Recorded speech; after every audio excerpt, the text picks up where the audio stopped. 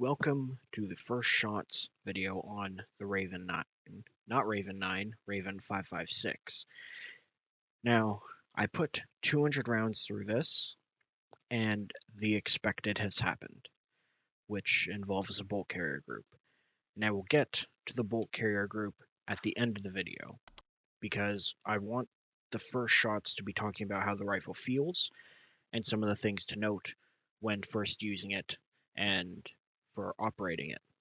Now, first thing I want to talk about, and I'll play the footage here, is the gas system. Now, this is how I did it.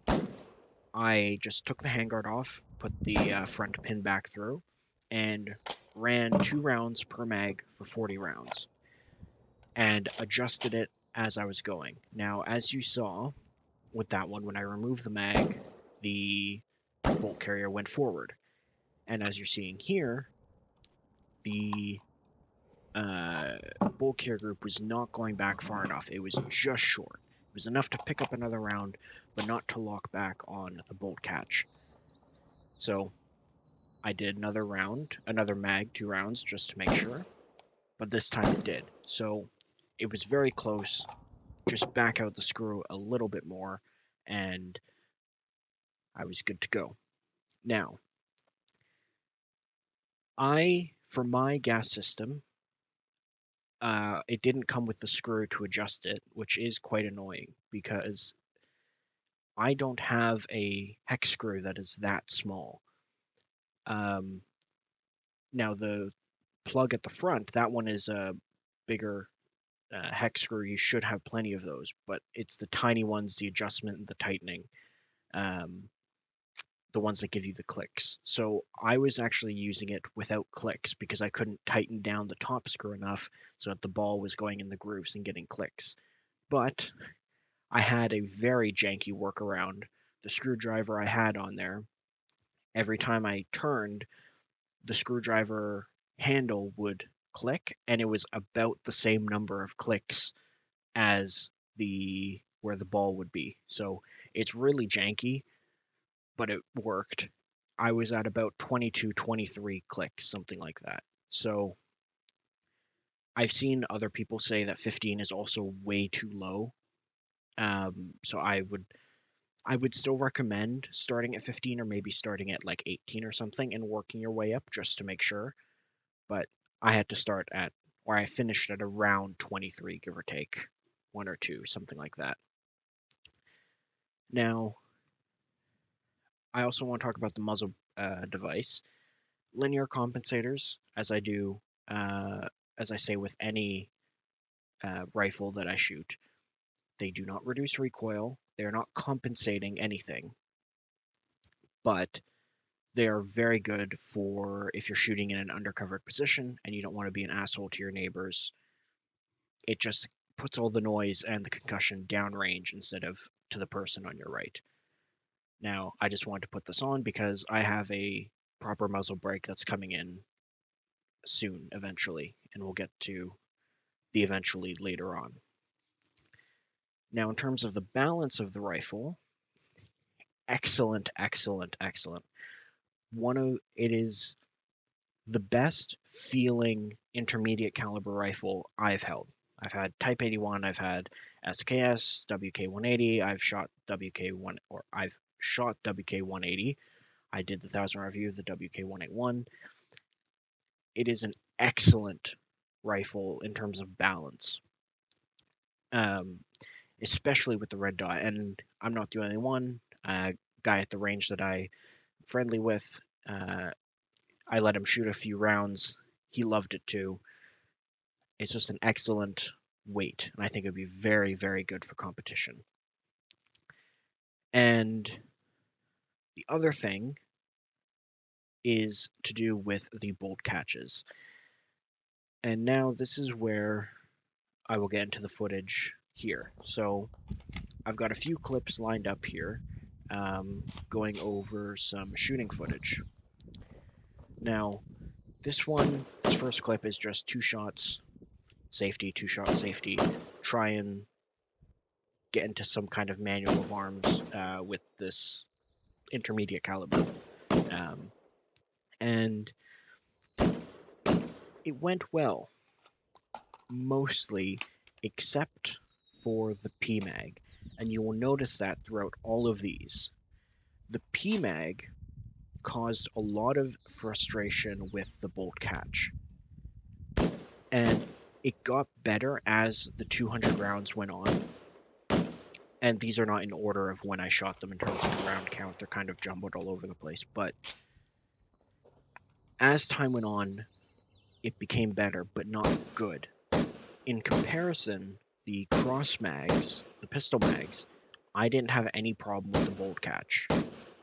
So I think it just comes down to the design of the PMAG working with the design of the bolt catch. It's basically just really, really stiff. You really have to put your weight into it, which is kind of unfortunate. When I was using the K9, for example, or the Raven 9, I could easily just slap that bolt catch and it would go home. And I just can't do that with this. You have to actually put your weight into it. On the PMAG especially. On the cross mags, not really. You can get away with using... I don't think you could slap it with your palm, but you could definitely quickly put it through. And the other thing you might notice is the PMAG, when it was full, quotes, with 5 rounds, it would not fit with the bolt carrier closed. Bolt carrier had to be open, and the PMAG had to be inserted after. So, whereas I didn't have that problem with the cross mags. The cross mags could go in with the bolt closed. It was a bit tighter, but it would totally work. So, that's not a great thing, and I will show another thing about the bolt catch in a second here. Now, the recoil impulse is very nice. The guy at the range described it as more of a pop instead of a bang.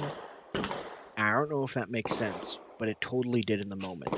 If you've ever shot a WK-180, it kind of goes bang. There's a bit of a rattle because of the sloppiness, but you feel, because of the piston design in the handguard, you feel the operation. Now, the benefit of being direct impingement is you don't have that kind of sloppiness, and it's machined very well, so it feels much more like a pop than a bang. It's a very strange definition, but it totally makes sense if you've ever fired a WK-180 and one of these. It's soft recoiling, and it really feels pleasant to shoot. Now, also a quick note on the PMags. I bananified it, like I said I would. It's just spray paint and sticker printer paper to print a Chiquita logo, and to make sure it looks good on camera. Now, what I want to show is the right side bolt catch.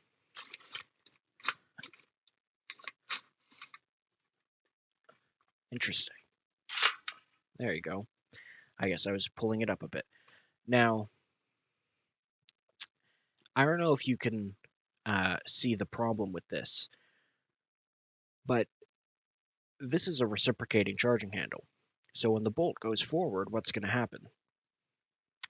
That's right, children. Your thumb is going to get caught by it.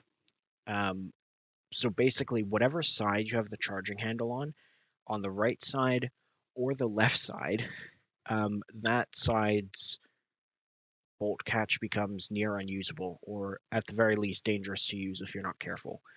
I guess Raven Thumb will be a thing. That's not exactly very pleasant. Now, I'm going to be back. I'm going to take this apart, and I'm going to show the bolt carrier group and the expected problem that occurred. All right, the rifle is taken down partially. Now, I want to preface this. I don't know why, but the Raven 5.56 is extraordinarily tight. I literally cannot remove these push pins without a hammer. I literally need a hammer. That I don't know what the difference between the Raven 9 and 5.56 is that would warrant that. But I literally need a hammer. Now, this is the bolt carrier group, and this is a problem. This was fully expected, and it sucks. You know, I was at the range. I was talking with the guys, like, you want to see if it's broken? Because I knew it was going to be. The design of the bolt carrier group of this one is just poor. This angle is way too sharp, and there's not enough material considering this is going to be pushing backwards into the buffer. So this bolt carrier group is done. Now, I contacted him. He said it's safe to shoot, which is good. But in terms of your own safety, but it's not safe to shoot for the rifle. Because, I don't know if you can tell, with the crack here, it is slightly bent down, and so it could fuck with the buffer and mess with other parts, and that's just not worth fucking up the rest of the rifle. So, this review, as much as I really want to get the 1,000 rounds through, has to wait. I'm obviously not going to test it like this, and even if I were, it's not very useful to do the last 800 on something we know is already broken. Whenever the new bolt carrier group that is being sent out for free comes in, I'll install it, I'll do 400 shots, and then I'll do an update video on it. But that might not be for a while. I asked, and it seems like production is actually supposed to start in like 3 weeks, or they'll be able to start shipping them out in 3 weeks. Now, I got mine not first, but I was, I don't know, I was somewhat early. I bought it in May, so right, I think at the beginning of when people started to see a lot of these, and orders really skyrocketed. But for now, this rifle will have to sit here. It will just have to sit and wait for the bolt carrier group, which really sucks. One thing I also want to mention, the deflection or the extraction and ejection of the casings, excellent location, goes back and behind you to about the 6 o'clock position. The only thing is, it doesn't come with a brass deflector, so you can see there's some brass markings here. There is a brass deflector that is designed, and they just need to finish the manufacturing and working on it, it seems like.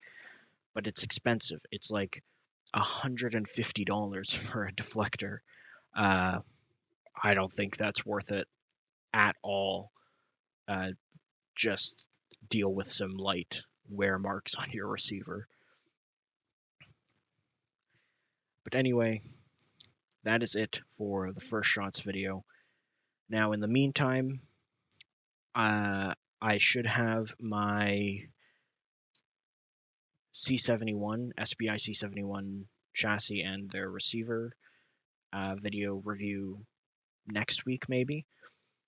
And then after that, there will probably be some downtime. So I think we'll see how things play out. I want to do a TM22 review. That might be in a week, that might be 2 weeks, that might be 3 weeks. I don't know. That will be coming.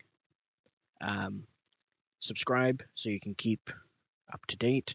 If you want any updates on where C21 is currently, I posted on my community tab a video done by Caliber Mag, who gives you the rundown on where C21 is and some of the politics in Ottawa that's going on regarding firearms and the safety minister and all that. So if you want to check that out and get some updates, go to that post. And yeah, like, subscribe, comment any questions you have, and I'll do my best to answer. And thank you very much for watching.